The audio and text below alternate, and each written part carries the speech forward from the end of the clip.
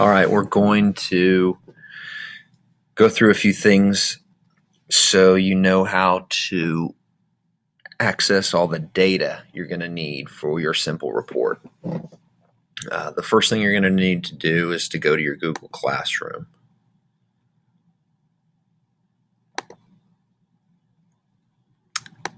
And then you'll want to select your section. And we'll want to go to the Magnet Lab spreadsheet.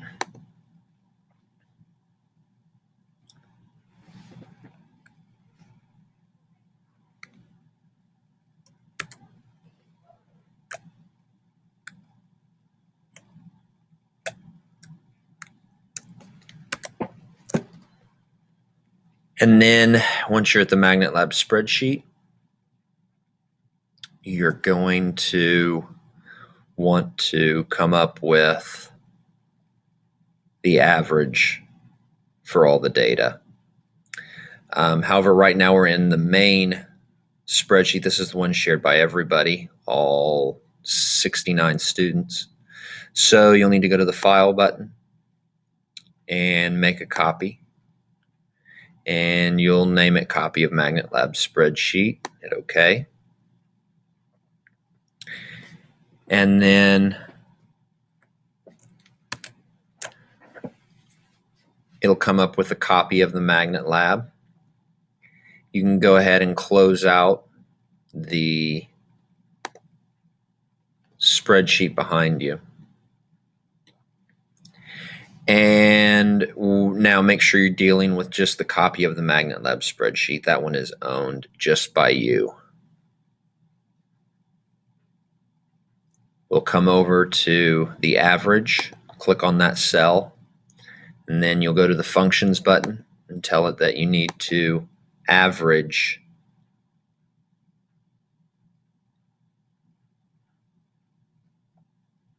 Now, what will you need to average? You need to average all of the group's data. So you'll go all the way to Lab Group 1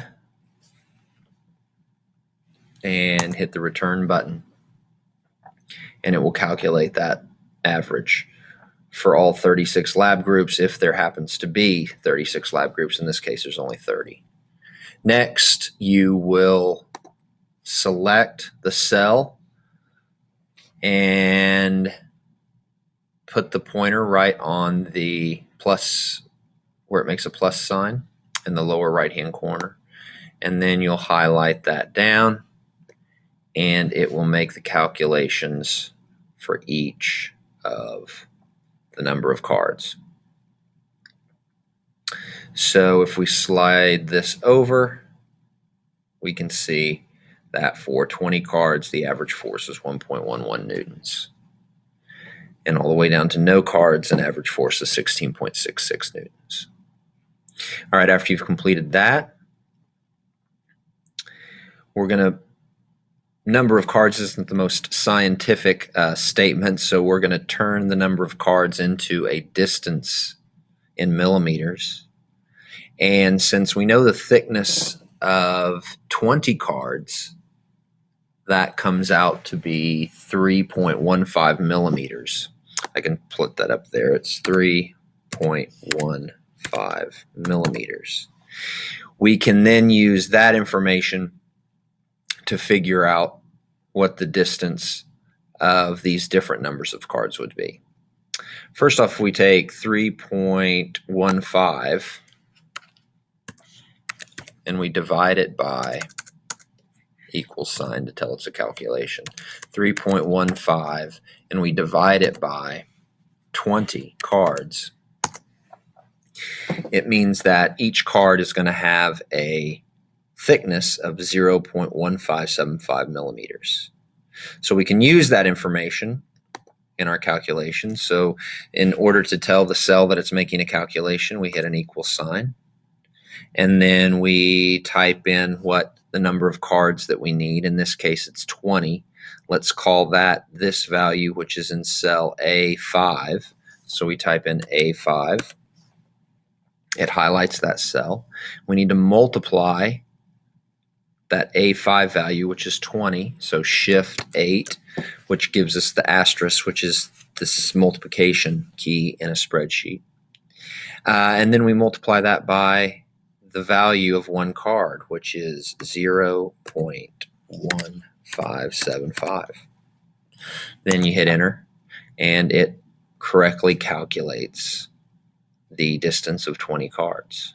Then once again, we can go in, select all the way down, and it gives us 18 cards, 2.835 millimeters, all the way down to 2 cards, which would be twice this value, which was 0.315. So it looks like we calculated it properly. Now, I guess we can go ahead and get rid of these calculations now so they don't mess us up later when we do our graph. So in order to do the graph, all of these lab groups, all right, this is good data, but it's not data that you need to report in your lab report. What we only have to deal with is the independent and dependent variable. This is the independent variable, the distance, and the dependent variable is the average of all of our raw data. So we're going to move this over next to it. So the way that you do this is you select the AM, the entire column. And once you do that, it'll make a little hand. You grip the hand and you start pulling that over and release it right next to the distance. So we have the independent variable distance first and the dependent variable average force in newtons second. So this is really what we want to graph. So it's always a good idea just to highlight what you want to graph, and sometimes that's all you need to do. We'll see how that works here. So I've highlighted what I want to graph, and I click on the Insert Chart button. And then we are going to go with a line graph. And that almost looks like what we want. Oftentimes when it's not, you just come back here and you can click the use rows 3 as headers, use column B as labels, etc. And once it comes out to what you want it to look like, then you hit the right thing and that's good. So this is going to work for our chart title, for our chart, because this is the data we want. At 3 millimeters, you could come up and you could see what the force in newtons is. And in this case, actually, it highlights for you if you get it the right spot. There's 3.15.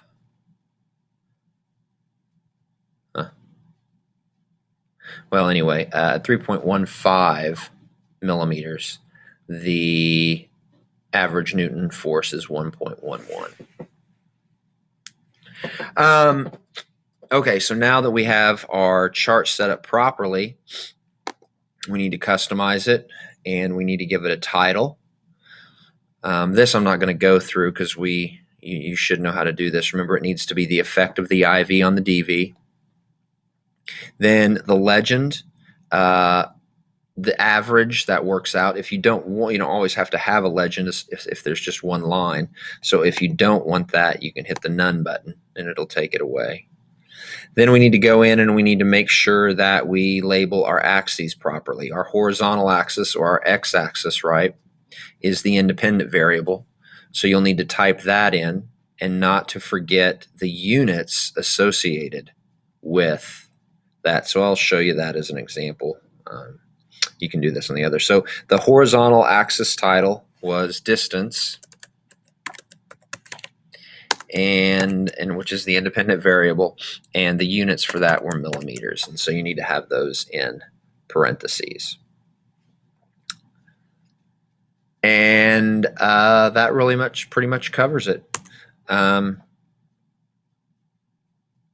You need to then go through, make sure you do the vertical axes, and that you then insert it.